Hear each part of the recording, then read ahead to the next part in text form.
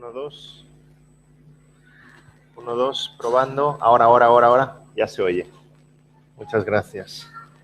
El placer es mío. Un gozo volver a estar aquí con vosotros. Ya han pasado 5 años, parece mentira, desde la otra ocasión en que pude compartir con vosotros en aquella ocasión sobre el tema de la resolución de conflictos, el pacificador. Y bueno, tanto lo del bife como lo del mate está pendiente en este viaje, ambas cosas. Pero de momento vamos con la consejería bíblica. Quisiera seguir construyendo sobre lo que ha dicho el pastor Sam Masters en cuanto a la centralidad del ministerio de la palabra y de las formas que toma ese ministerio de la palabra entre nosotros. Y una de ellas es esa que llamamos consejería bíblica. Y el tema primero que quería compartir con vosotros es sobre la necesidad de una consejería bíblica. ¿Es realmente necesario hablar de consejería bíblica y por qué? De la consejería hoy, de la consejería como ministerio de la palabra y ministerio de la iglesia. Todos hemos estudiado en algún momento u otro matemáticas, y sobre todo los que están en edad de instituto saben hacer matemáticas. Mis hijos hacen matemáticas que me suena chino lo que hacen, no les puedo ayudar. El problema con las matemáticas es que nos olvidamos de hacer matemáticas cuando nos presentan lo que es una calculadora. Porque la calculadora nos da soluciones rápidas, automáticas y con muchos digitales, ¿verdad? Y rápidamente uno se olvida de cómo hacer una raíz cuadrada, incluso una multiplicación, porque la calculadora nos da soluciones rápidas, en el momento, precisas. Yo quisiera que ninguno de vosotros se acercara a estos talleres o seminarios que estamos dando como el que se acerca a una calculadora. Quiero una solución rápida, inmediata y automática para ese problema que tengo en mi mente. Y mucha gente se acerca a la consejería así, casi como si el consejero fuera una especie de mecánico, no de automóviles, pero sí de corazones, que va a sacar la herramienta precisa y va a apretar ese tornillo y se va a ir la persona con el asunto solucionado. Es mucho más complejo, es mucho más profundo. Recuerdo una ocasión aconsejando a un marido que estaba desesperado porque su mujer se iba de casa y yo le estaba explicando qué tal marido debía ser y cómo debía reaccionar ante esa situación. Saca la libreta, el bolígrafo y me dice, a ver, dime, ¿qué le digo a mi mujer para que no se vaya? Y hay gente que tiene esa visión de la consejería bíblica, ¿verdad? Me van a dar la fórmula mágica, como si fuera una varita en la que vamos a solucionar el asunto. Quisiéramos compartir con vosotros que es algo mucho más profundo, es algo mucho más complejo. El principal objetivo para nosotros como consejeros es compartir otra visión de la vida.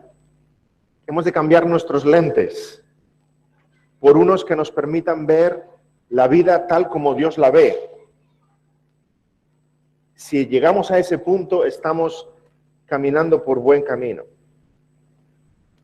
Necesitamos realmente de consejería bíblica porque necesitamos ver la vida como Dios la ve. Necesito verme a mí como Dios me ve. Necesito ver a mi hermano como Dios lo ve. Necesito ver los problemas como Dios los ve. Y entonces podré ver las soluciones donde Dios las ve. Y cambiará completamente mi perspectiva.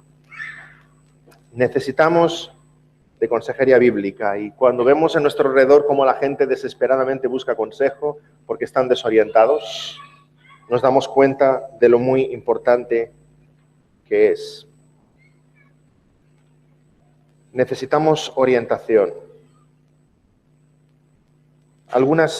Os pongo algunas situaciones típicas en las que nos podemos encontrar. Son extraídas de un libro del doctor Paul David Tripp, Instrumentos en las manos del Redentor. Dice así una de ellas. Emma tenía 12 años. Era una chica brillante y talentosa, pero poco a poco las cosas empezaron a atemorizarle. Ya no quiso practicar ningún deporte, lloraba por la mañana cuando quería ir a la escuela. Su madre, Sara, no sabía qué hacer. Otro caso dice, en un típico encuentro semanal para comer juntas, Julia le comentó a Carmen sobre sus conflictos matrimoniales. Carmen se las arregló para pronunciar algunas palabras entre dientes, palabras de consuelo, pero realmente no sabía qué más decirle.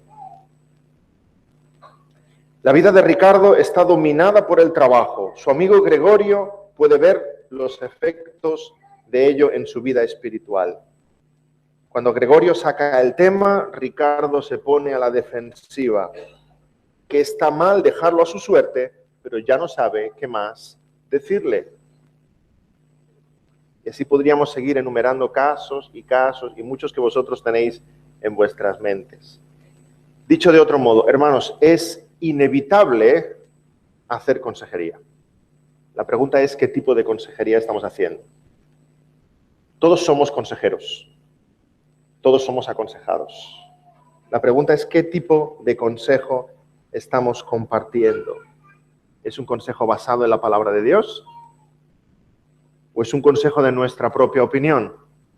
¿Estamos compartiendo la visión de Dios sobre la vida o estamos compartiendo humanismo? ¿Estamos dirigiendo a la gente hacia los pies de Cristo o les estamos exhortando a buscar la felicidad porque es lo más importante? ¿Qué tipo de consejo estamos compartiendo? Dejadme compartir dos grandes razones con vosotros por las cuales necesitamos consejería. En primer lugar, todos necesitamos consejería porque somos seres humanos. Es distintivamente humano el hecho de necesitar consejo. El mundo vive totalmente desorientado, en primer lugar porque le ha dado la espalda a Dios. Pero en primer lugar necesitamos consejo, no por causa del pecado, luego entraremos en ello. En primer lugar necesitamos consejo porque somos seres humanos y hemos sido diseñados así.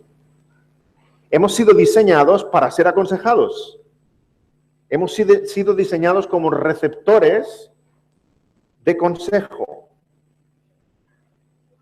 Y muchas veces solemos asociar la consejería con el pecado, ese es un siguiente paso, pero en primer lugar vamos a entender que la consejería está en nosotros ya de fábrica, necesitamos recibir orientación. Hemos apelado varias veces al Génesis, al escenario original. Si viajamos hasta el Génesis nos daremos cuenta de que Dios creó todas las cosas con su voz. Dios dijo, sea la luz, y fue la luz. Dios creó todo lo que vemos con su voz y dijo Dios que era bueno. Ahora bien, cuando llega el momento de crear al hombre y a la mujer, a Adán y a Eva,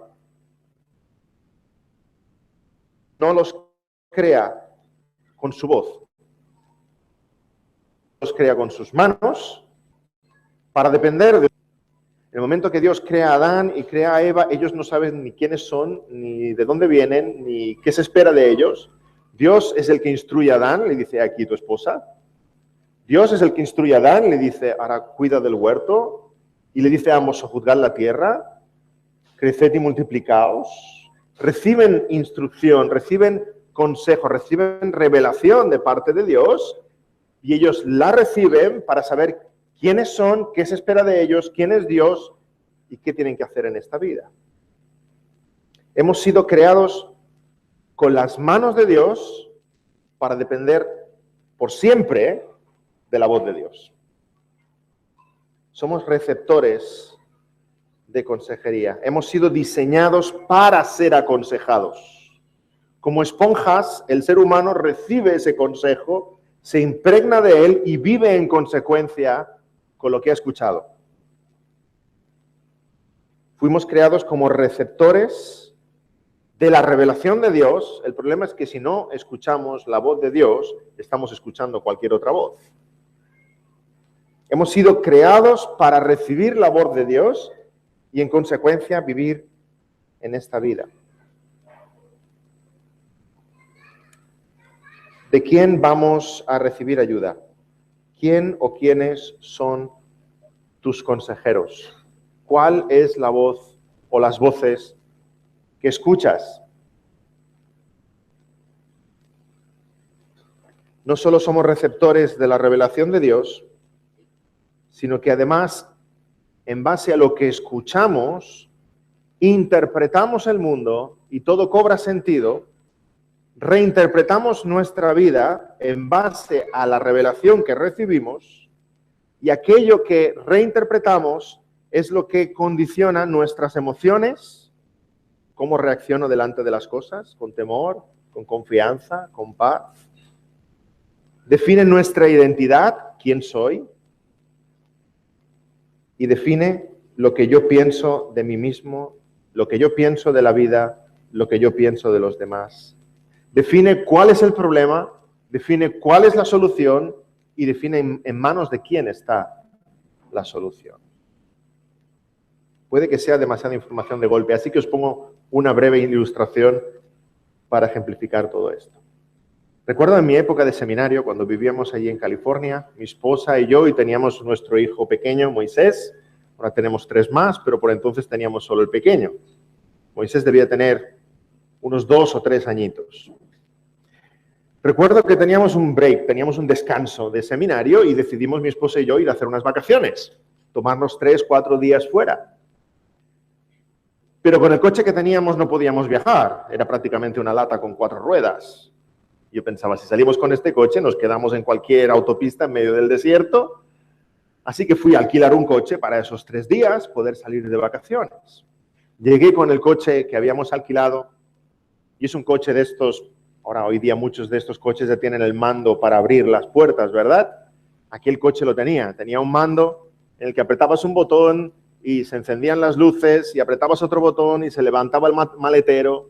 Yo cuando vi aquel coche tan moderno, dije, esta es la mía para hacerle una broma a mi hijo Moisés. Llego a casa y le digo, Moisés, ya tengo el coche para nuestras vacaciones. ¡Ay, qué bien! ¿Lo puedo ver? Sí, pero es un coche especial, es un coche mágico. ¿Ah, sí, papá? ¿Y por qué es mágico? Es que este coche solo se abre cuando un niño sopla. Y sobre todo si es un niño de 3 años. Yo tengo 3 años, papá. A ver, prueba, prueba. Claro, podéis imaginar que cuando el niño se acercaba al coche, yo tenía el mando aquí en el bolsillo, a punto de apretar, ¿sí? Y él se acerca y sopla, y en efecto, yo aprieto el botón y ¡psh! Las luces. ¡Ah! Y el maletero también. Va por detrás, sopla, aprieto el otro botón, ¡boom! Se abre el maletero. ¡Ah! ¡Un coche mágico, papá! ¡Gracias! Has traído un coche mágico para las vacaciones. Bueno, os podéis imaginar que al cabo de los 3 días yo estaba un poco hartito ya del juego. Porque él llegaba, cerraba las puertas y soplaba. Yo abriendo el coche y cerraba las puertas. Yo cansado ya todo el rato con el mando. La cuestión es que un momento de las vacaciones no me di cuenta, pero él tiene el mando en la mano y va corriendo hacia el coche a cerrar las puertas. Os podéis imaginar mi susto, ¿verdad? Yo pienso, se queda el mando dentro del coche, me hace la gracia de cerrar las puertas y se acabaron las vacaciones. Le digo, Moisés, para, cuidado con el mando, porque si se cae dentro del coche y cierra las puertas, ¿entonces qué? Me mira con cara de superhéroe. No te preocupes, papá, yo soplaría.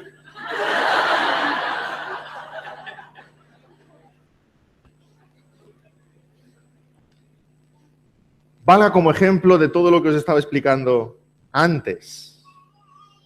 Mi hijo, como buen receptor de revelación, receptor de consejo, me escucha. A este falso consejero, que es su padre, ¿sí? Este falso consejero le está dando palabras que no corresponden con la realidad, pero él las recibe, las procesa y todo el mundo tiene sentido para él. En base a lo que escucha, tiene una cosmovisión de la vida. En esa cosmovisión de la vida, si hay un problema, o sea que las llaves se queden dentro del coche y las puertas se cierren, eso es un problema para papá. Porque él no es niño y por mucho que sople, no va a poder abrir el coche. Pero no es un problema para mí, porque soy un niño de 3 años, yo soplo, el coche se abre, recuperamos las llaves.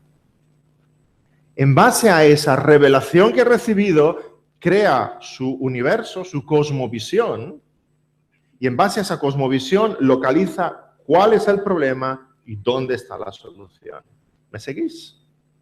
Qué importante es la voz que escuchamos y que sea de la palabra, para formar nuestro mundo en correspondencia, en consonancia con lo que Dios nos dice que es la verdad.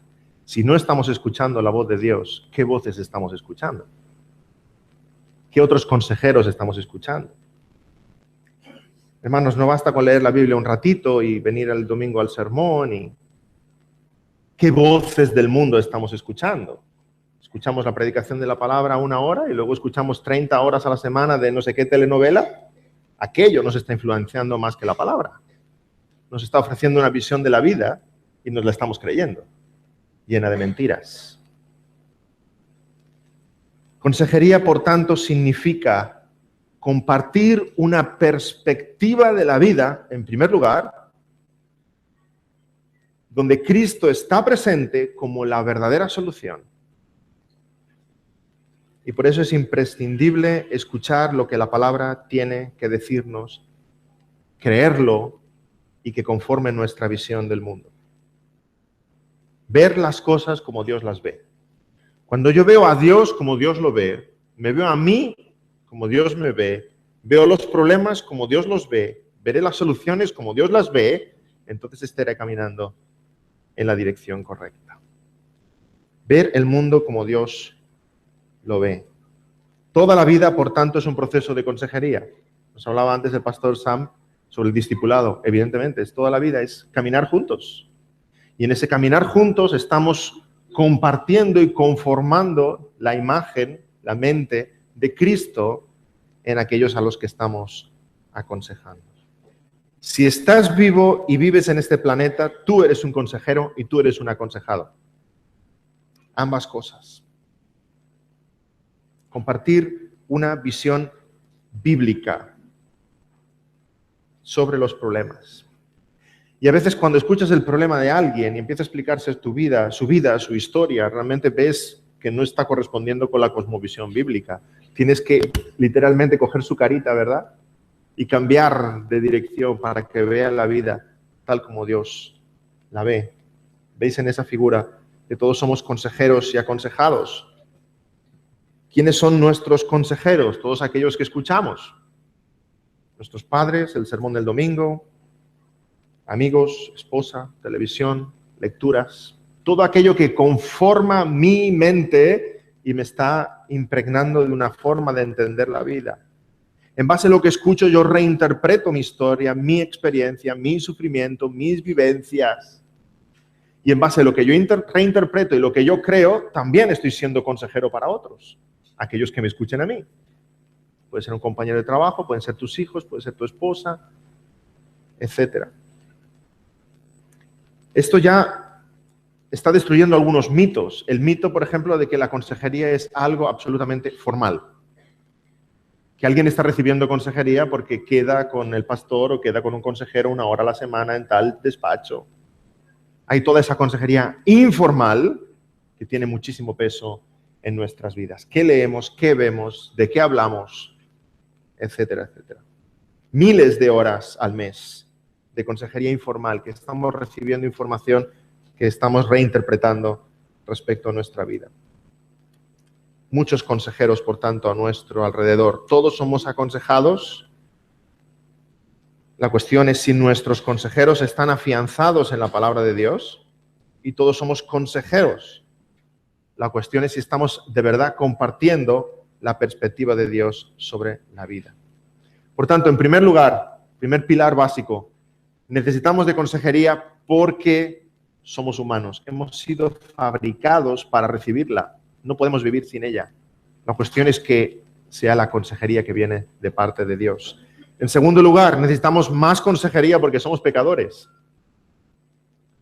Porque hacemos oídos sordos a la palabra de Dios. Estamos ciegos a la palabra de Dios y necesitamos que se nos exhorte, que se nos reprenda, que se nos corrija, que se nos instruya, que se nos encamine. Aquí es cuando hablamos en teología del efecto no ético del pecado. El pecado ha hecho estragos en nuestra capacidad de escuchar, de razonar, de reflexionar. El ser humano ha sido dañado por el pecado, absolutamente. Creemos en la doctrina de la corrupción total del hombre. Eso quiere decir que todo lo que el hombre hace ha sido dañado por el pecado. Me gusta compararlo con un ordenador. Si subes a un edificio alto y tomas un portátil, un laptop, y lo tiras abajo desde un 10º piso, y cae al suelo, y luego lo enciendes, milagro que se encienda, ¿verdad? Y empiezas a usar el Excel, el Word, y dices, el teclado no va bien, cuando aprieto una A sale una E, y cuando pongo este acento sale al revés, y la hoja de cálculo en vez de sumar resta y en vez de multiplicar divide. El ordenador prende, se enciende, pero todo lo que hace lo hace mal, por el golpe brutal que ha recibido. Ese es el hombre. El golpe del pecado en nuestras vidas ha hecho tal estrago que el hombre piensa, pero piensa mal. El hombre ama, pero ama mal. Decide, pero decide mal. Reflexiona, pero reflexiona mal. Todo ha sido dañado por el pecado. Entonces, aunque escuchemos la palabra del Señor, y eso nos debiera invitar a reflexionar, a arrepentirnos, a corregir, cerramos nuestro corazón a lo que la palabra del Señor dice. Necesitamos ser exhortados, ser reprendidos. Aquí es cuando hablamos del proceso de santificación. Hay una dificultad añadida, que el pecado habita en nosotros, que quiere alejarnos de la palabra de Dios, quiere alejarnos de una vida de obediencia y del perfecto consejo de Dios. Romanos 7, conocido por todos, porque sabemos que la ley es espiritual, mas yo soy carnal, vendido al pecado, porque lo que hago no lo entiendo, pues no hago lo que quiero, sino lo que aborrezco, eso hago. Más adelante dice Pablo, así que queriendo yo hacer el bien, hallo esta ley, que el mal está en mí. Miserable de mí, ¿quién me librará de este cuerpo de muerte? Gracias doy a Dios por Jesucristo, Señor nuestro. Necesitamos la ayuda del Señor Jesús. Hay una lucha interior en nuestro pecado, en nuestro corazón. El ministerio personal es imprescindible, lo que llamamos consejería. El ministerio personal es imprescindible, dice Hebreos 3, 12 y 13. Mirad, hermanos, que no haya en ninguno de vosotros corazón malo de incredulidad para apartarse del Dios vivo. Antes exhortaos los unos a los otros cada día, entre tanto que se dice hoy, para que ninguno de vosotros se endurezca por el engaño del pecado. Como decía antes también el pastor Sam, los unos a los otros. Hay una responsabilidad especial en los pastores, por supuesto, pero esto es una labor del cuerpo, es el cuerpo.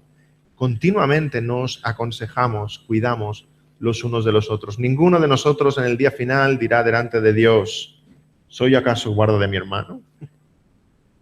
Se lo dijo otro, ¿verdad? ¿Soy acaso guarda de mi hermano? Sí, eres guarda de tu hermano, sí. Los unos a los otros nos amonestamos, nos exhortamos, nos estimulamos a las buenas obras. Y este pasaje de Hebreos está describiendo algo tremendo, está describiendo el endurecimiento del corazón.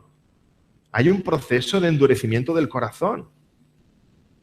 El corazón que es malo, que alberga malas ideas, malos pensamientos, se vuelve incrédulo, no escucha, no obedece, y ese se aparta, no está, no viene, se aleja y finalmente es endurecido. Está describiendo Ezequiel 36, pero al revés.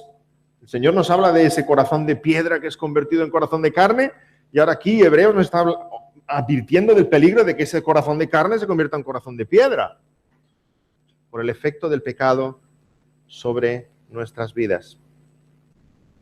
Necesitamos, por tanto, consejería bíblica, porque somos humanos y necesitamos consejería bíblica porque somos humanos pecadores. La necesitamos más. Fijémonos lo que sucede en el huerto del Edén. Una vez Adán y Eva han sido creados, Dios orienta sus vidas, escuchan la palabra de Dios, reciben instrucción de Dios, reciben revelación de Dios. El mundo tiene sentido para ellos, de Dios, esto es lo que Dios espera de nosotros, esto es lo que tenemos que hacer. Tiene sentido para ellos quiénes son y quién es el otro a la luz de la revelación de Dios. Pero entonces se escucha otra voz. Hasta ahora no había aparecido otra voz. Se escucha otra voz, una voz diferente, dando un consejo diferente, un consejero o consejera diferente, la serpiente, que ofrece una revelación diferente y una reinterpretación de la vida diferente y entonces los problemas y las soluciones son diferentes, nos damos cuenta de lo que está pasando. Aquí empieza la gran batalla por la consejería bíblica, o sea, la gran batalla por los corazones de Adán y Eva. Y la serpiente le dice otra cosa diferente a Eva. Eva dice, pero Dios nos ha dicho. La serpiente dice, así que Dios os ha dicho, está contradiciendo el consejo de Dios y ofreciendo otra versión. Y Eva ve que es codiciable el fruto. ¿Cómo apela a los sentidos la tentación de Satanás? Un poco recordando Primera de Juan, cuando nos habla de los deseos de la carne, los deseos de los ojos, la vanagloria de la vida, están presentes los tres en esa fruta prohibida. Dice el pasaje en el Génesis que la fruta era codiciable para alcanzar sabiduría. ¿Nos damos cuenta de lo que esto supone? Eva entiende que tomando de ese fruto será sabia. Eso significa independiente de Dios, que ella misma será su fuente de sabiduría. Ya no necesitará más recibir revelación de parte de Dios, palabra de Dios, sino que ellos mismos serán dioses, autónomos, sus propios consejeros, independientes. Ah, eso me conviene. Eso me conviene. Ya no tengo que esperar lo que Dios me diga. Yo mismo puedo decirme a mí mismo lo que tengo que hacer. Así está el mundo. Eso es exactamente lo que hace el mundo. ¿Sí? Seguir su propio consejo. La falsa promesa de la independencia de Dios por el hecho de ser nosotros mismos dioses que nosotros nos damos a nosotros revelación respecto a lo que tenemos que hacer en esta vida. Eso sucede cuando llega otra voz. Mientras escuchan la voz de Dios, saben qué tienen que hacer, todo es coherente, hay una cosmovisión bíblica. Cuando entra otra voz en escena y la escuchan y la prefieren, hay el consejo de Dios y de la serpiente que compiten. Fijémonos, después de haber visto lo que sucede en el Edén, sucede con nuestro Adán, Señor Jesucristo. El último Adán. También es tentado por la serpiente, no en un huerto, sino en el desierto. No pudiendo comer de todos los árboles frutales, sino estando en ayuno. No con una fruta preciosa y jugosa, sino con una piedra. Convierte esta piedra en pan. Y el Señor responde con la palabra de Dios. Así dice el Señor. El Señor Jesucristo no escucha la voz de la serpiente, está escuchando solamente la voz del Padre. Si eres hijo de Dios, di que estas piedras se conviertan en pan. Escrito está, no solo de pan vivirá el hombre, sino de toda palabra que sale de la boca de Dios. Nos damos cuenta entonces que en primer lugar, consejería bíblica es mucho más que arreglar problemas. Consejería bíblica en primer lugar es ayudar al hermano, a la hermana a ver su vida como Dios la ve, a salir de ese mundo de ficción, de la revelación que haya escuchado y llevarle a ese mundo real donde su cosmovisión es bíblica para poder entenderse a sí mismo, sus circunstancias y las soluciones a la luz de la palabra de Dios. Y ese viaje lo hacemos juntos. Acompañamos al hermano, la hermana en ese cambio de visión. La gran pregunta entonces es ¿cómo vamos a vivir la vida? ¿Como Adán, desoyendo la voz de Dios y escuchando la voz de la serpiente? ¿Como Cristo, desoyendo la voz de la serpiente y escuchando la voz de Dios? Se produce una auténtica batalla espiritual en este campo de ministerio que llamamos consejería. La voz de la serpiente está siempre presente, a todo rato, continuamente. Tenemos otra figura más adelante que habla del consejo verdadero y el consejo falso, y vemos este choque de trenes. El consejo verdadero proviene de Dios, da gloria a Dios, renuncia al placer inmediato en búsqueda de la santidad. El consejo falso proviene del diablo, da gloria a uno mismo, busca la satisfacción inmediata. Lo que sucede con Adán Por tanto, consejería bíblica porque somos humanos, porque somos pecadores, porque hemos sido diseñados para recibir ese consejo, pero necesitamos consejería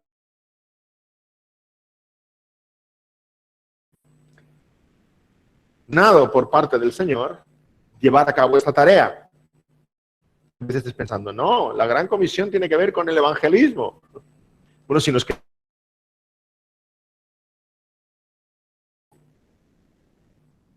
la gran comisión 18, y Jesús se acercó y les habló diciendo, toda potestad me es dada en el cielo y en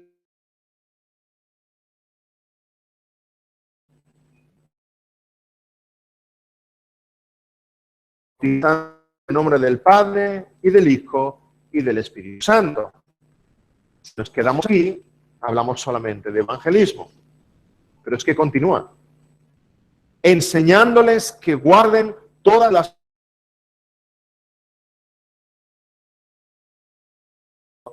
Amén. Enseñándoles que guarden todas las cosas que os he mandado. Y aquí cuando hablamos de discipulado, hablamos de consejería y hablamos de muchas otras áreas de ministerio. El Señor Jesús nos dice que Él tiene todo el poder y porque Él tiene todo el poder nos comisiona, nos envía con su poder y su presencia estará con nosotros. Nos recuerda tanto las palabras de que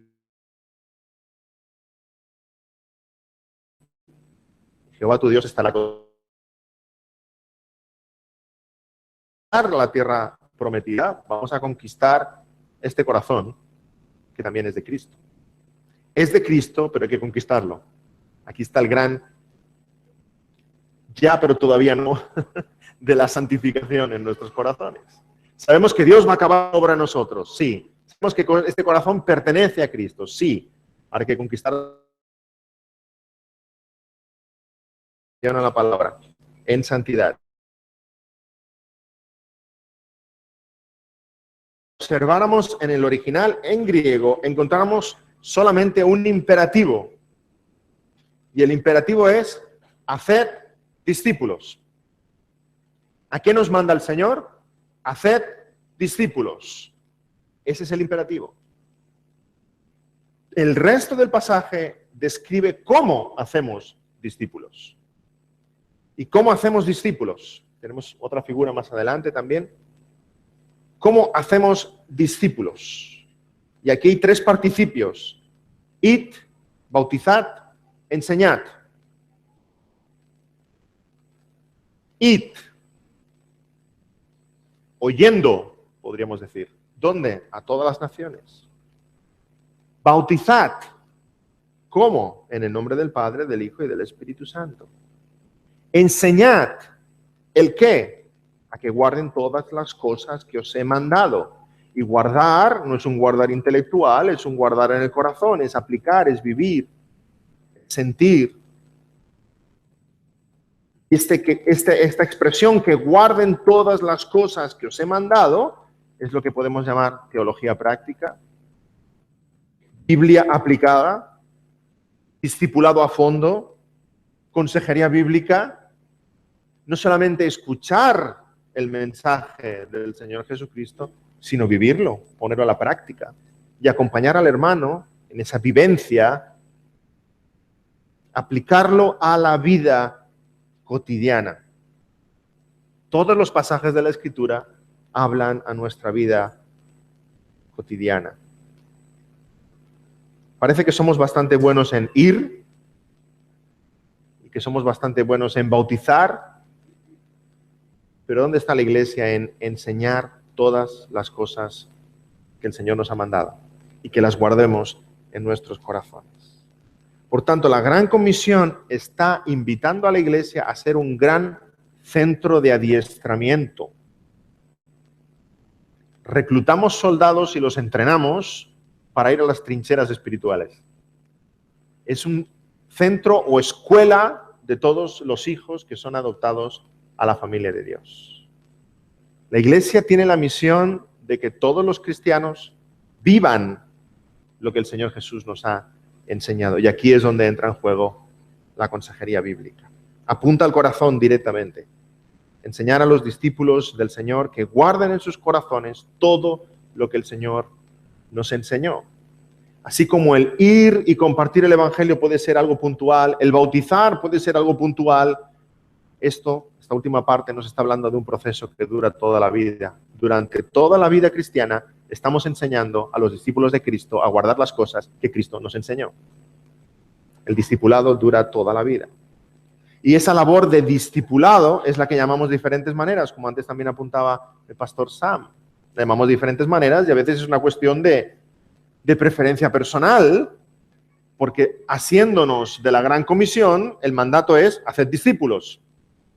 Pero esa labor de hacer discípulos la llamamos de diferentes maneras en diferentes contextos. Por supuesto, la predicación de la palabra.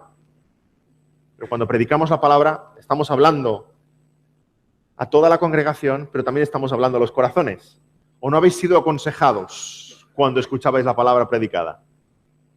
Hemos sido aconsejados. ¿Y cuántas veces hemos estado sentados entre la audiencia, mirando alrededor, diciendo, ¿quién ha explicado al predicador mi vida? ¿El que está hablando de mí? Y no lo conocía de antes, pero está hablando de mí. Esto va directamente para mí. Es el pasaje que necesitaba escuchar. Hemos sido aconsejados mediante la predicación de la palabra. Hablamos de enseñanza cuando hay un grupo menor de personas, cuando hay unas inquietudes concretas, cuando hay una enseñanza, un pasaje concreto para hablar a esa audiencia. Por ejemplo, una reunión de jóvenes, instruirles a la luz de la palabra sobre cómo escoger pareja o sobre la vocación y los estudios. Una clase de escuela dominical para matrimonios. Eso lo llamamos enseñanza. Hablamos de discipulado cuando hablamos de un grupo menor, cuando estamos hablando a una pareja y la estamos preparando para el matrimonio, cuando estamos hablando cara a cara con alguien, instruyéndole en la fe y en los primeros pasos de la vida cristiana.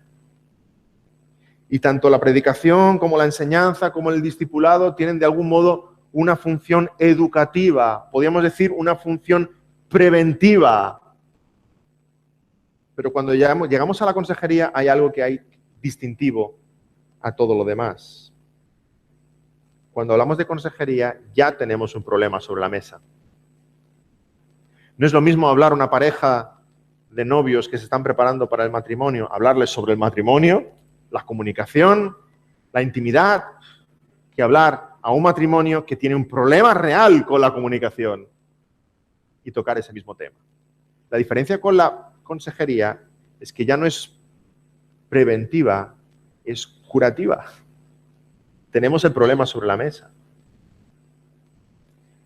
Pero sigue siendo todo ello ministerio de la palabra. Sigue siendo todo ello la misma función de hacer discípulos, instruirlos a que vivan la vida de acuerdo a lo que el Señor Jesucristo nos ha enseñado. Sigue siendo la misma función. En consejería bíblica abrimos la palabra y como si se tratara de un sermón, hacemos exégesis del texto, esta vez a una audiencia de una persona. Hacemos exégesis de la persona y hacemos exégesis del texto. Y predicamos un sermón para uno, exactamente en su problema, en su necesidad, en sus circunstancias, pero sigue siendo ministerio de la palabra, hablando a su corazón, a su sufrimiento, a su momento en la historia en la que él está. Es predicación con nombres y apellidos, hablando a un corazón, no a muchos corazones, a un corazón de aquel que tengo delante y está necesitado de escuchar la voz del Señor Jesucristo. Si me apuráis, podemos hacerlo más privado y más íntimo todavía. Hablamos de predicación, hablamos de enseñanza, hablamos de discipulado, hablamos de consejería y cuando ya no hay nadie, hablamos de devocional. Pero sigue siendo el mismo ministerio de la palabra. Hablo la palabra, oro al Señor y es el Señor a través de su Espíritu el que me está ministrando, el que me está convenciendo, el que me está guiando, el que me está instruyendo. El Espíritu es el gran consejero. Cuando yo estoy aconsejando a alguien, el Espíritu Santo me está aconsejando a mí. Y es curioso, el primer beneficiado en este ministerio de consejería bíblica es uno mismo. Porque cuando estás exhortando a un esposo y diciéndole a la luz de la palabra que tiene que amar a su esposa y que tiene que ser cariñoso con ella y que el Espíritu te va convenciendo a ti mismo de pecado, te está diciendo, anda tú que ponte las pilas. Y llegas a casa compungido. Y tu esposa te mira y dice, ¿qué te pasa? No, que estuve aconsejando a un marido que... Y el Señor me ha enseñado mucho. Porque es el Espíritu Santo el gran consejero, del cual necesitamos. Y nos está hablando a los corazones. Por tanto, es el ministerio de la palabra, y es ministerio de la palabra aplicado a las vidas, aplicado a cada uno de nosotros. Si observáramos el ministerio del Señor Jesucristo, vemos que es exactamente esto. Ministerio de la palabra. El Señor Jesús habló a las multitudes, por supuesto, pero es que su predicación a las multitudes provocó muchas sesiones de consejería. Se dice de ese famoso sermón de Jonathan Edwards, Pecadores en manos de un Dios airado, que después de predicarlo y la congregación estaba atenta, después del sermón, la fila de gente que quería conversar con él personalmente salía del templo por lo que había provocado. El ministerio público y el ministerio privado van de la mano. Van de la mano. Y en la medida que crezco en mi ministerio público, crezco en el ministerio privado y viceversa. La predicación es más eficaz y es más cálida y es más cercana porque conozco en el despacho las vivencias de la congregación. Y viceversa, cuando crezco en el ministerio público, conozco la palabra y cómo hacer exégesis y cómo aplicarla correctamente y luego la uso al hablar en privado con los hermanos. Es ministerio de la palabra. Tenemos tremendos ejemplos. En Marcos, capítulos 7 al 11, se registran hasta 22 escenas de la vida del Señor Jesús, en las cuales lleva ministerio. De esas escenas, solo 4 son a la muchedumbre. 18 ocasiones son situaciones en las que Jesús habla de tú a tú. Y los que os sea familiar el Evangelio de Juan, sabéis que Jesús en el Evangelio de Juan continuamente está hablando en privado. Continuamente está hablando en privado. A Nicodemo, capítulo 3, a la Samaritana, capítulo 4, al paralítico de Betesda, capítulo 5, a Marta y María tras la muerte de Lázaro, capítulo 11. Todo el ministerio de Jesús en el Evangelio de Juan son conversaciones privadas, lo que llamaríamos discipulado o consejería, respondiendo a inquietudes del Evangelio, de la fe, de la vida. Así que consejería bíblica no solo es ministerio de la Iglesia, es que resulta que acaba siendo la mayoría del ministerio en la Iglesia. Y el reto es es parte de la gran comisión. ¿Cómo lo estamos haciendo, hermanos?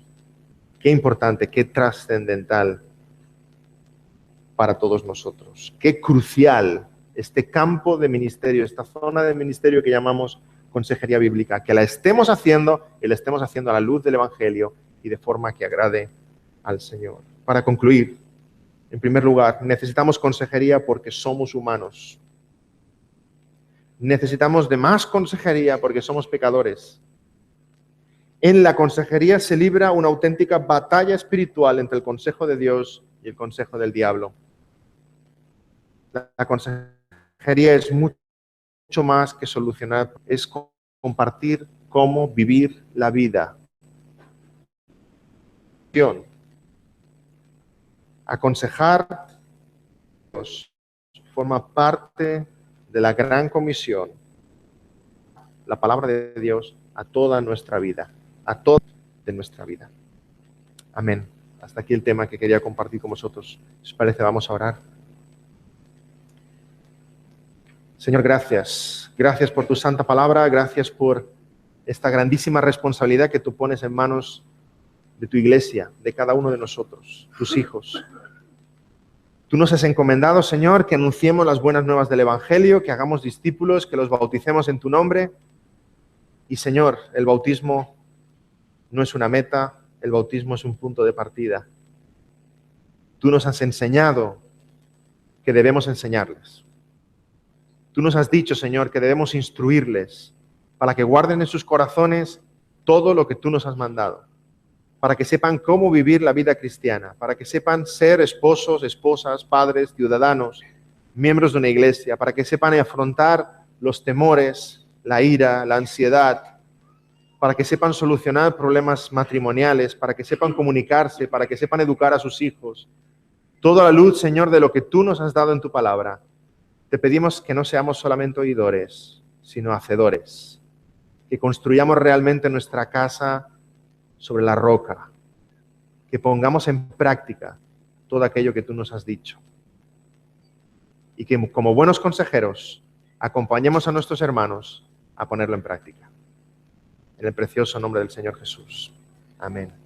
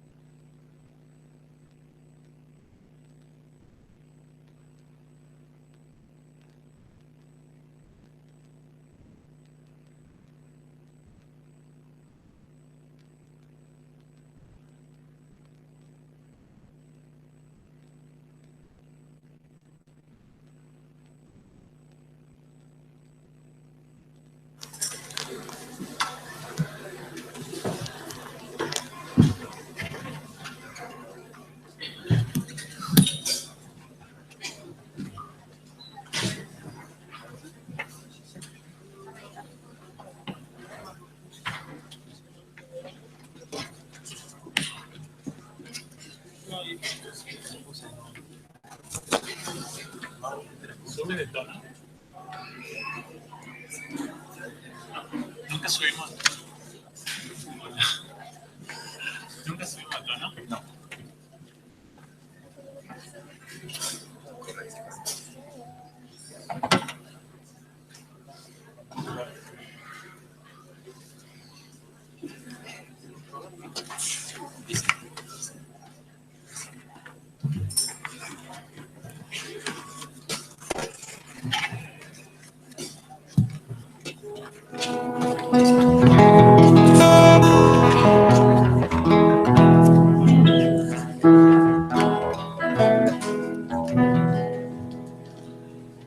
Pongámonos de pie, hermanos. Vamos a tener un tiempo de alabar al Señor. Y por supuesto, es siempre la idea el conectar con lo que venimos escuchando y más con este mensaje precioso de que justamente es una misión de la iglesia, la consejería. Y esta canción, creo, tal vez no la conocerán la mayoría